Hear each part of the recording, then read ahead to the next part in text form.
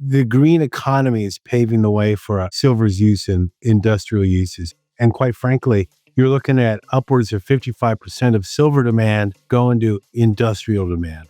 And PV is photovoltaics is really, really showing us the way forward in that respect. Not to mention the electrification of everything.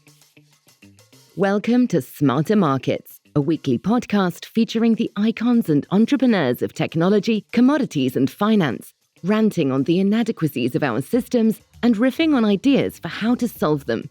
Together, we examine the questions: are we facing a crisis of information or a crisis of trust? And will building smarter markets be the antidote? This episode is brought to you in part by Abax Exchange, bringing better price discovery and risk management tools to navigate today's commodities markets through centrally cleared, physically deliverable futures contracts in energy, environmental, and battery metals markets. Smarter Markets are here.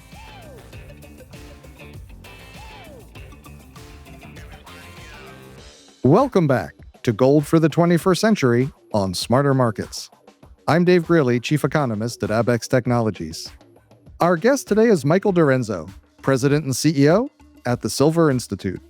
We'll be discussing the outlook for silver, its role in the energy transition, and the role it can and should play in investor portfolios and our financial system in the 21st century.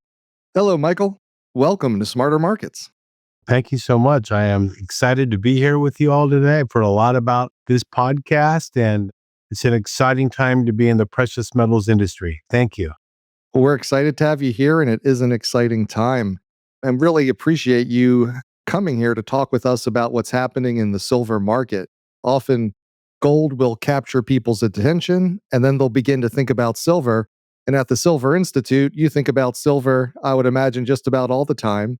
So if you were to kind of want to clue people in who are just beginning to think about silver, what are some of the things they should know? First of all, thank you again. And let me tell you a little bit about the Silver Institute. It's kind of like the World Gold Council, but at a much smaller scale monetarily and employee-wise and so forth. But we too, like them, promote one metal, and that's silver. And we do it through a variety of means. So last month, we put out our World Silver Survey 2025, which is a look back at the market in 2024. Also has some forward thinking into the thoughts that our consultants at Metals Focus have for 2025. We do that report. We do market trend reports throughout the year, and they can be on various aspects of the silver market. We put out a bi-monthly silver news. We have on-the-ground programs in Mexico, Peru, India, and China. And we do a lot of speaking at conferences. So we just returned from the India Silver Conference. Next month, we'll be speaking, or I should say, I'll be speaking at the Asia Pacific Precious Metals Conference. And later in the year, we'll be speaking at the China International Silver Conference. And we'll also attend the LBMA's Precious Metals Conference. So we want a lot of visibility for silver. We try to spread the word of silver and all its many facets to a wide-ranging audience. And that's what we do. Our members are leading primary and secondary silver producers, refiners, those that use silver at the end of the day or sell silver at the end of the day.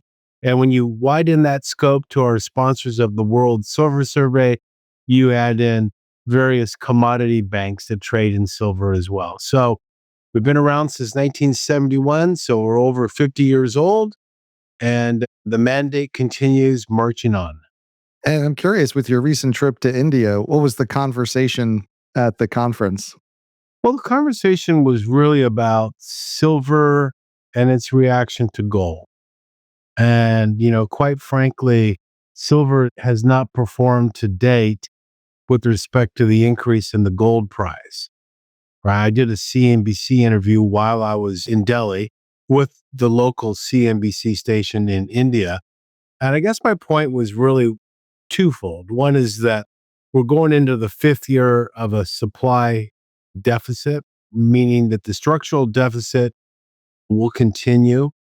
It might be a little smaller this year than in years past because we expect more mine production. But when you look at a ratio of gold to silver, the gold silver ratio, you're looking at 100 ounces of silver to buy 1 ounce of gold. All right. And that just screams one thing, that it's a prime opportunity to buy silver. And that was really the general theme throughout the conference. Other things we chatted about in India was how can the Silver Institute help the Indian market? Now, India has been quite strong on many fronts in recent years. It's a big industrial demand center. They have the world's fourth largest silver mining company. They obviously are very, very important to the jewelry and silverware industry. So India is a key player. I mean, you look at China, India, and the United States, and they're very, very important. And I wanted to ask you a bit because in some of the publications that the Silver Institute publishes that you referred to earlier, I think one of the really interesting things about silver is it's always had fairly prominent industrial uses as well as store of value. And these uses change over time. There was a time when photography was on film and a large source of demand for silver was from photography. Now, the Silver Institute's written quite a bit on how the energy transition is driving new uses and demand for silver. And I was curious, what role do you see silver playing in the energy transition? And, how is that driving some new forms of demand? The green economy and artificial intelligence are really going to pave the way for silver on the industrial side as we move forward. Photovoltaic use of silver wasn't even really on the map in 2012, 2013. It was very, very small. And look where it is today. And as you mentioned about photography, 20 years ago, photography was the number one use of silver in the industrial arena. And now it's a relatively small component. I mean, it's still around, but it's just really small. We all have digital cameras on our phones. It's more of a hobbyist issue now. And there are some developing countries that still use silver halide photography with respect to x-rays and other uses. The green economy is paving the way for silver's use in industrial uses. And quite frankly, you're looking at upwards of 55% of silver demand going to industrial demand. And PV is photovoltaics is really, really showing us the way forward in that respect. Not to mention the electrification of everything, right? With respect to automobiles, the electrical grids, infrastructure, and so forth. If it has an on and off switch, you could be about 99% certain that there's silver in that component. So everything from our TVs to our computers to our iPhones, iPads, whatever it is, there's silver in that component. And what makes silver so useful? I mean, I imagine it's a very good conductor, but an expensive one. It's a number one conductor of electricity. I mean, copper is close second, but silver is number one. So when people start talking about thrifting out of silver to go to copper, they're often flummoxed at the end of the day because you're going to need silver.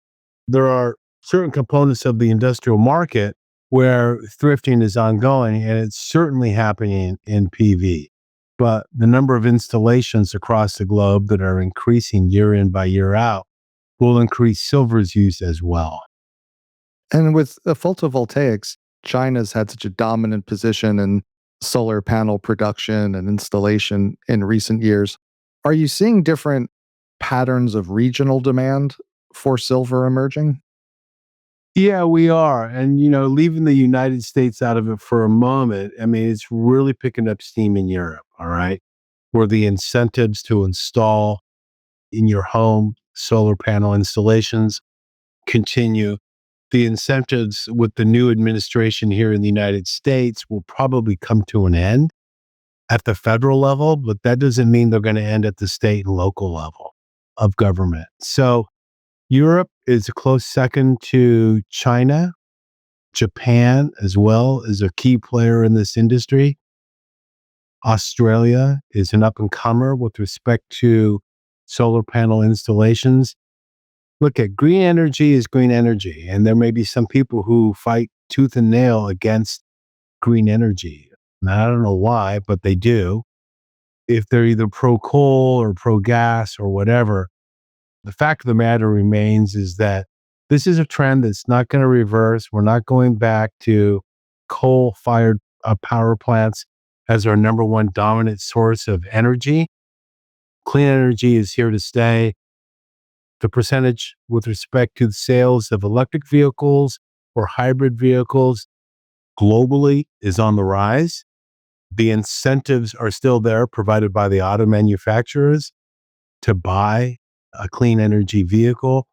And, you look in Europe, you look in the United States and everywhere else, this is a trend that's not going to stop. So we've got strong demand coming from photovoltaics, that sort of industrial use, strong demand China, Europe, Japan, coming Australia as well. Where's the supply coming from? You mentioned India has one of the fourth largest producers, but where does silver come from these days? On the silver supply side, you're looking at countries like Mexico, which is still the leading silver mining country. And that's followed by China, and then Peru, Bolivia, and Chile. There were certain operations in regions in the last few years that were impacted by some geopolitical issues, strikes, and so forth. But some of those mines are coming back on stream, especially in Mexico. China does not have one huge silver deposit, nor do they have a huge gold deposit.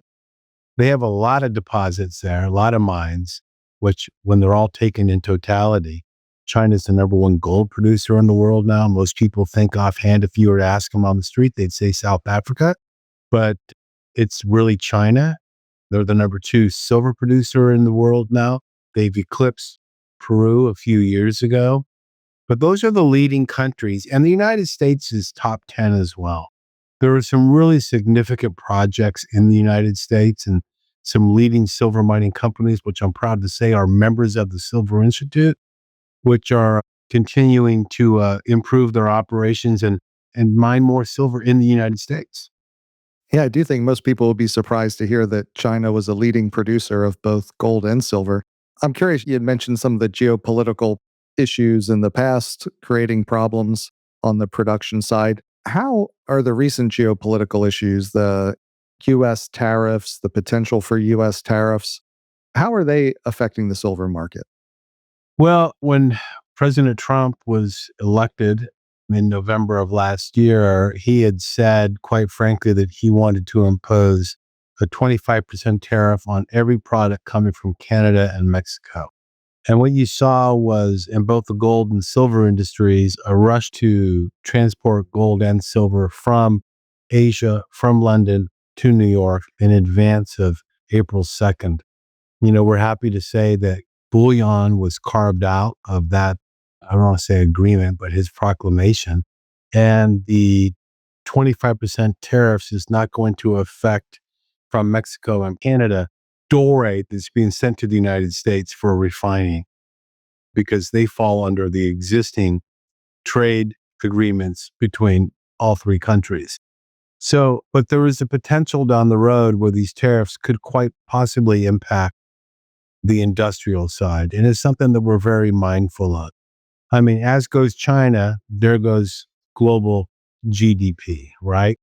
And if these tariffs if they remain in place, and we have every reason to believe they will, until these certain trade agreements are reached between individual countries and the current administration here in the United States, we're going to see some questions arise with respect to demand for silver on the industrial side. We don't think it'll be too impactful. As a matter of fact, I think it's less than 0.05% that we're calling for in a reduction of total industrial demand. We've set 4 years of records with respect to global industrial demand.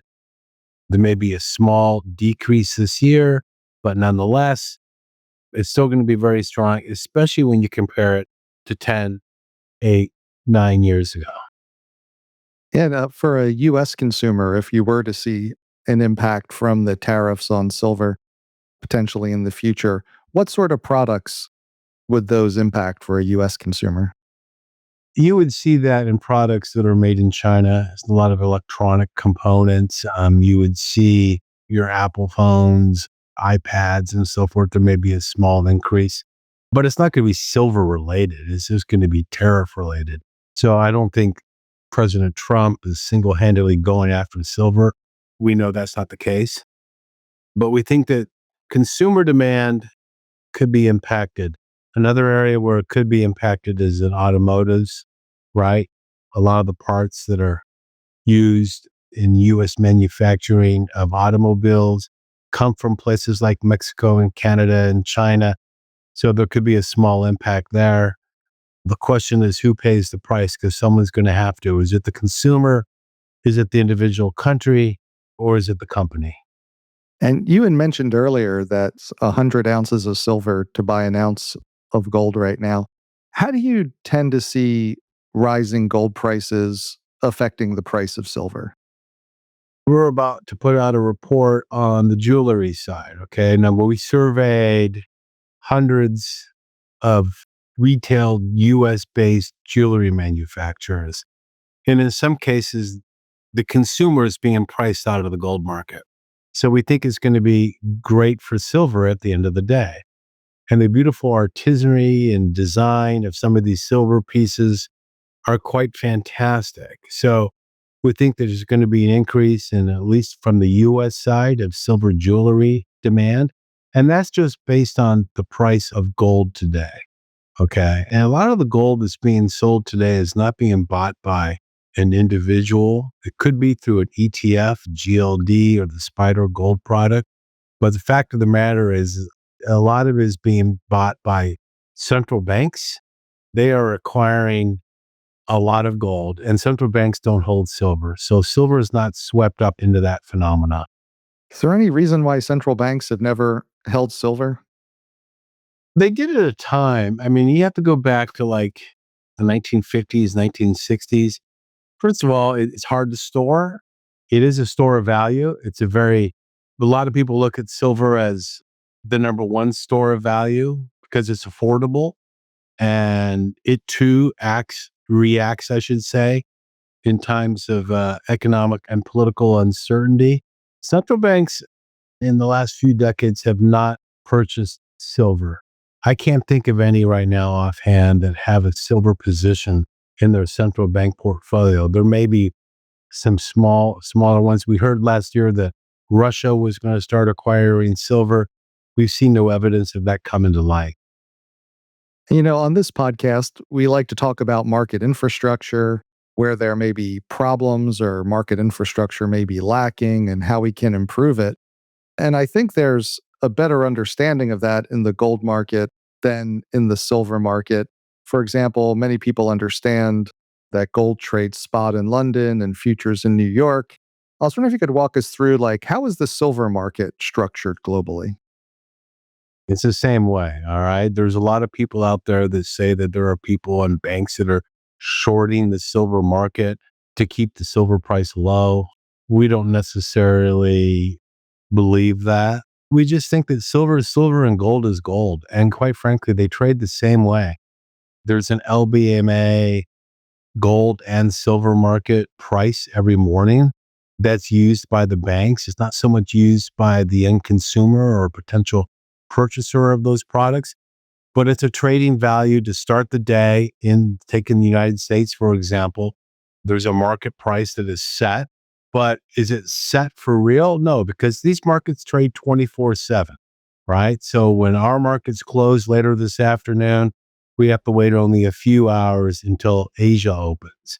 And then that price will continue to increase or decrease. But if you look at today's action in the market, I mean, silver on a percentage basis is doing better than gold. Gold, I don't know the percentage of increase it has this year, but silver is up about 12 or 13%. It was up 21% in 2024. So it's hard to make an argument that the silver price is not going to go somewhere north because we think it is. And you said the structure is very similar to the gold market. In the recent period, the last couple of years between COVID, potential for US tariffs. There had been some pronounced dislocations between the futures market in New York and the spot market in London. Has the silver market experienced similar challenges or price dislocations? Yeah, we did this year on what's known as exchange for physical EFPs. It impacted gold to a really big extent. I mean, you look at February and March before the April 2nd pronouncement, and it also affected silver. And quite frankly, there was a dislocation.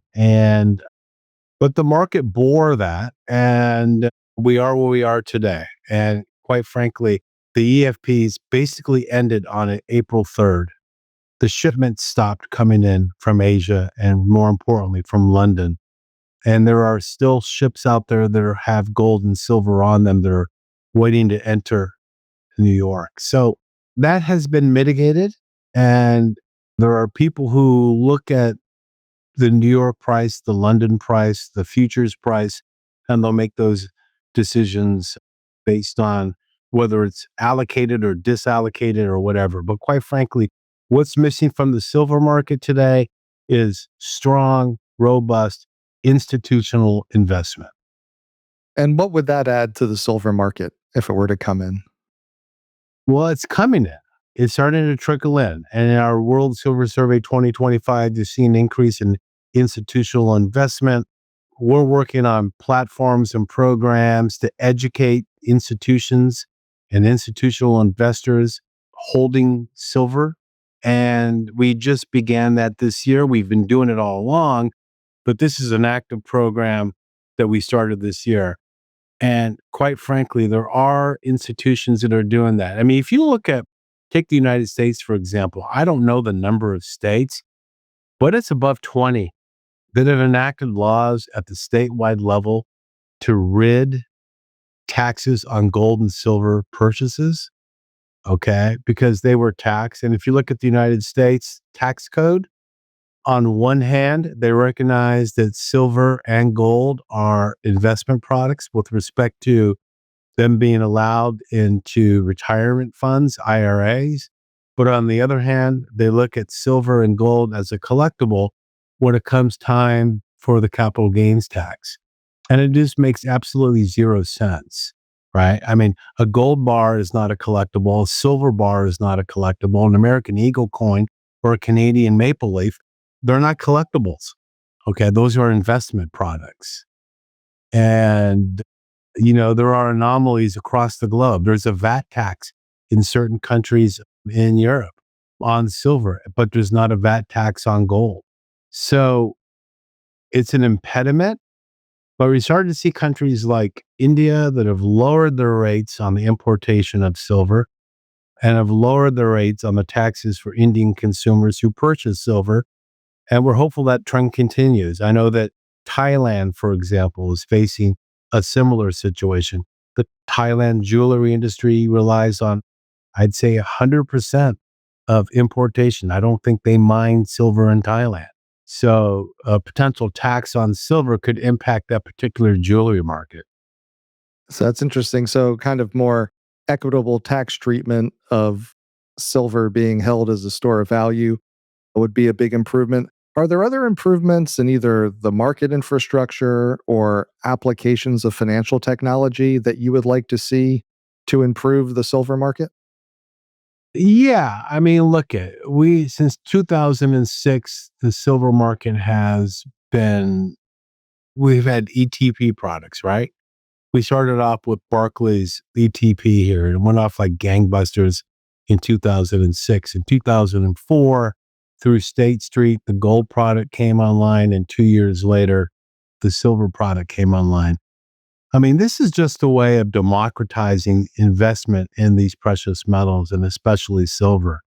It makes it easy to get in and out of a position from your desktop or even your iPhone. These things are being innovated as we speak throughout the world. And if you just take India, for example, 2 years in to their exchange traded products, 2 or 3 years, it is a real convenient way for Indians to invest into silver.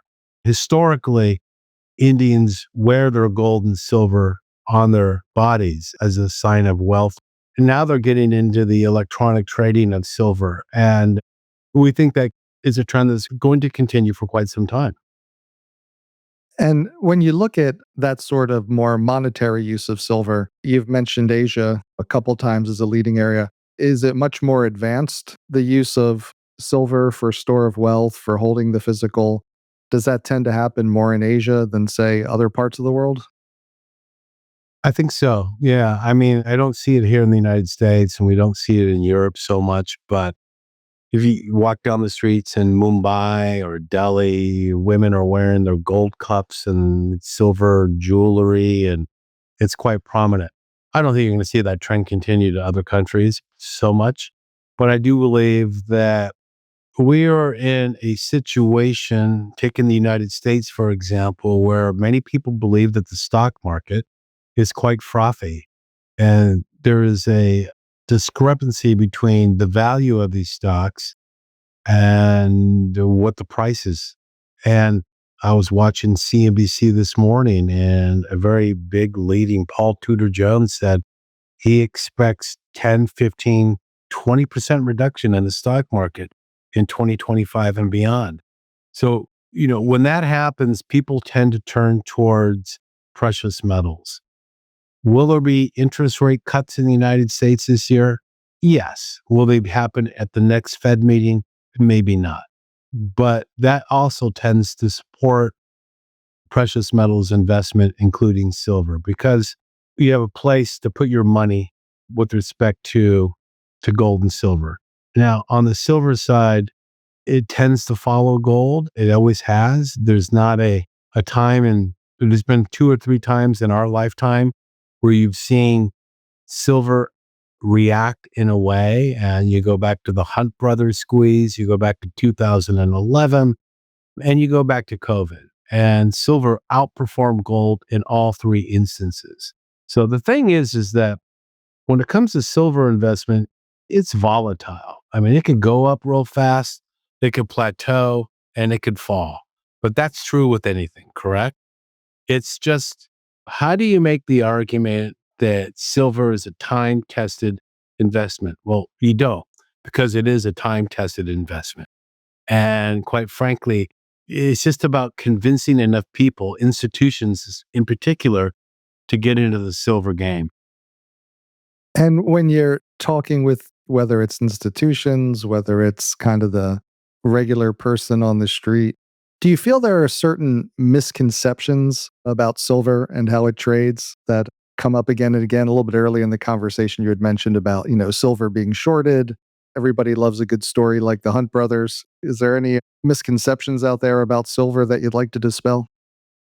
Well, one thing I really don't like is when people call silver poor man's gold. Okay. So that to me is somewhat offensive to the silver players in the market in general. But quite frankly, there are a lot of developments that are impacting gold and silver prices, right? The gold prices are around $3,400 an ounce, silver roughly at 33. It's telling you something. Okay. It's telling you that investors are showing concern about economic and political landscapes. I think the Fed's going to play a role in this down the road with respect to interest rate changes. There'll be other developments with respect to trends in employment, GDP growth, inflation, and of course, the strength of the US dollar. So, yeah, I think that all comes into play at the end of the day. Well, I'd like to thank you for coming here. I have one more question for you before you go, but I appreciate you talking us through how silver stands on its own. This podcast series we're calling Gold for the 21st Century, but I'd like to ask you, what do you believe the role of silver should be in our financial system in the 21st century? You have to look at silver's basic components, right? It's half and more than half industrial, and it's also a store of value, right? There are people who purchase silver because of its industrial side. There's people that do a combination of both. And there are people who purchase silver for a sole investment play. And as I mentioned earlier, silver has the opportunity to move percentage wise in an upward arc that will blow gold away. And there are many people throughout the world that are proclaiming that silver has the potential to go much higher than it is today. So, as an investor, getting in at $33, I think it's smart. When you look at the ratio between gold and silver, I think it's a smart play. And when you look at the fundamentals of the market, yet again, we're calling for the 5th consecutive year of a structural market deficit where demand outstrips current market supply. This is something that is not insignificant. These are things that are all leading to a base of a higher silver price down the road. Thanks again to Michael DiRienzo, President and CEO at the Silver Institute. We hope you enjoyed the episode. We'll be back next week with another episode of Gold for the 21st Century. We hope you'll join us.